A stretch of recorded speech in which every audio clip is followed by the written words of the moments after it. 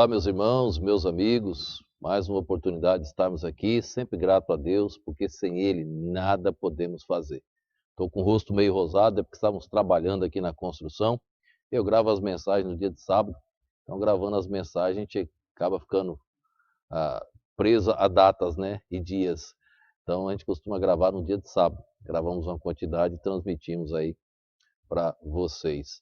Então a gente estava trabalhando aqui, a mão de obra de toda esta obra aqui é da igreja, é voluntária, os servos de Deus trabalhando, e é algo que eu gosto de fazer. Deus tem me dado saúde, eu gosto de estar ali firme trabalhando. Estamos finalizando hoje o assunto Eu Sou o Pão da Vida.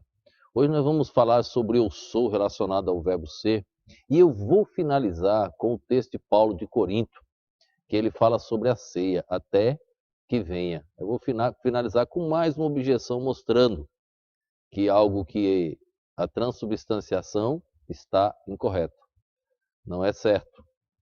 Fazer aquilo que mencionam não é bíblico. Não tem esse ensino na palavra de Deus. Então eu quero ler um texto em Corinto, capítulo 11, verso de número 26. Veja lá o que diz.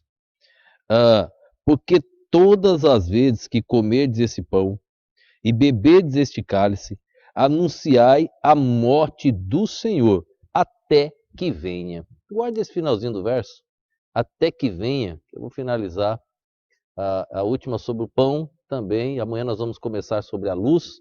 Vamos voltar para Gênesis 1:3. Vou mostrar que Gênesis 1:3 fala sobre a luz, e aquela luz de Gênesis 1:3 é Jesus. Mas ele diz no Novo Testamento, eu sou a luz do mundo. Então vou começar amanhã sobre esse assunto e vou finalizar o pão hoje. Mas eu quero tratar só ainda sobre o verbo ser, para que você possa compreender um pouco mais. Eu disse que ontem que eu ia mencionar uns exemplos, e vou usar alguns exemplos. Dá uma olhada aí nesses slides. Só são 4. Rapidinho a gente termina, viu? Olha o exemplo que interessante. Esta água é fria. E se, ao me referir ao temperamento de alguém, fulano é frio. Então veja, esta água é fria, ou esta água está fria.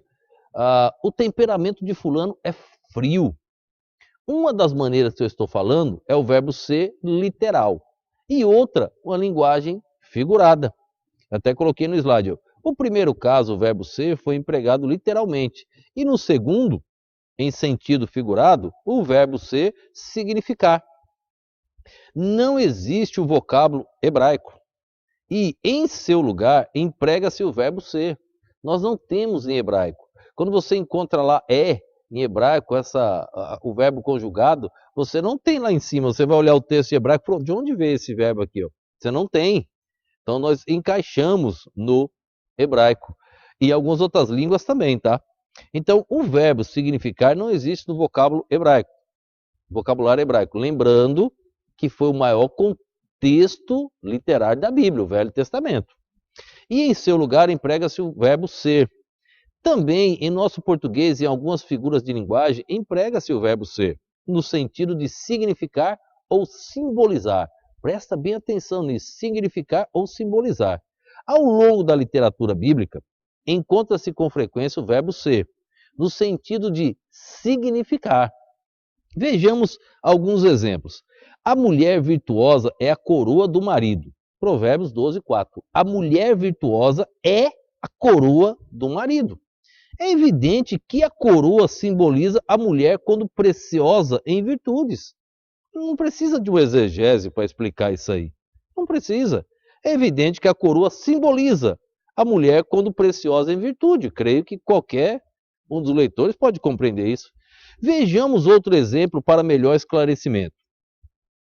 As 7 vacas boas serão 7 anos, e as 7 espigas boas também 7 anos. Isso foi o sonho de Faraó, Gênesis 41, verso 26. Claro que as 7 vacas e as espigas do sonho de Faraó significam 7 anos. Teria alguma dúvida em ler o texto e saber? Talvez você tenha dúvida lá, quando você olha o texto, que seria assim. Mas ele diz, as 7 vacas boas serão 7 anos. O verbo ser aí, significa 7 anos. As 7 espigas boas também 7 anos. Também significam 7 anos. Outro exemplo. Estes ossos são toda a casa de Israel. Ezequiel 37, 11. Esses ossos simbolizam toda a casa de Israel. A dúvida na troca desse verbo ser aí? Toda a casa. O bode peludo é o rei da Grécia. Olha novamente o verbo ser aí. Ó. Daniel 8, 21. O bode é um símbolo do rei grego. Tomar o verbo ser nessas expressões e numa infinidade de outras encontradas nas Escrituras em sentido literal, seria insensatez. Jesus também faz emprego deste verbo como significar e simbolizar. Quando ele disse, a semente é a palavra de Deus. A semente é a palavra de Deus. Lucas 8, verso 11. Está dizendo que a semente simboliza a palavra de Deus. Ele usa o verbo ser, é a palavra de Deus. Eu sou o caminho. Jesus está dizendo, eu significa o caminho, simboliza o caminho. Ele está usando a expressão, deixando para nós, claro, eu sou o caminho. Novamente o verbo ser aí, ó. Simboliza ou significa caminho. Eu sou a porta, João 10, 7 a 9, já vimos a mensagem, tratamos. Fica claro no sentido de significar do uso do verbo ser ou simbolizar. Daí a pergunta, por que não aceitar este mesmo sentido do verbo ser quando Jesus afirmou, eu sou o pão? Eu aceito para todas as afirmações de Jesus. Significa, simboliza. Mas quando fala do pão, não. O pão tem que se transformar em Jesus. E aí? Como fica essa situação? Como fica essa teologia? E também, por que não aceitar significar quando ele diz, isto é a minha carne? Isso significa a minha carne, isso simboliza a minha carne. E também quando ele diz, isto é o meu sangue, isso simboliza o meu sangue, significa o meu sangue. Por que não aceitar nessas passagens? Se nas outras nós somos obrigados a aceitar e vemos que é algo figurado. E agora? O verbo ser aparece em todas elas. Por que eu faço objeção de uma e das outras não? Entendeu? Mais uma objeção. E aí eu vou finalizar. Cerca de 25 anos depois que Jesus tem instituído a ceia, encontramos Paulo ensinando a igreja em Corinto. Então, depois de 25 anos, lá estava Paulo agora ensinando a igreja do Senhor Jesus Cristo lá em Corinto. E veja o que ele disse, que é o texto que eu li no começo, que diz que ia fechar no 26, 11. Porque todas as vezes que comer desse pão e beber desse cálice, anunciais a morte do Senhor, até que venha. 1 Coríntios 11, 26. Até que venha. Paulo ensinando a igreja de Corinto, doutrinando sobre a ceia, ele diz, até que venha. Por que Paulo fala até que venha, se ele já estaria ali? Não dá para entender essa teologia. Se a transubstanciação é literal, é real, então Jesus está ali. Se Jesus está ali, por que ele ensina a igreja para tomar a ceia e até que ele venha? Por quê? Como entender? E eu digo, no mesmo contexto de Paulo, quando ele fala em memória de mim, é o último slide. Tenho algo semelhante quando observamos as palavras de Lucas 22, 19. Fazeis isto em memória de mim. Jesus está excluindo a sua presença física. Se é em memória, ele não estaria mais presente. Outra, se ele estivesse presente, não seria em memória. Em memória de mim. Jesus exclui sua presença física. Foi ele que disse, não sou eu, é o que ele deixou registrado na sua palavra. Não é o meu ensinamento, é o ensinamento bíblico, é a palavra de Deus. Alguém precisa derrubar isso teologicamente. E a Bíblia ninguém consegue derrubar. Não dá. A verdade ela é única. Eu não sou o dono da verdade, mas a palavra de Deus é única, verdadeira. Vou tratar esses dias na luz sobre a palavra inspirada. Você vai ver esse assunto. Só a Bíblia é inspirada, ela é perfeita. A Bíblia é a palavra de Deus. Então não tenha dúvida sobre isso. A minha palavra não é a verdade, mas a palavra de Deus é a verdade.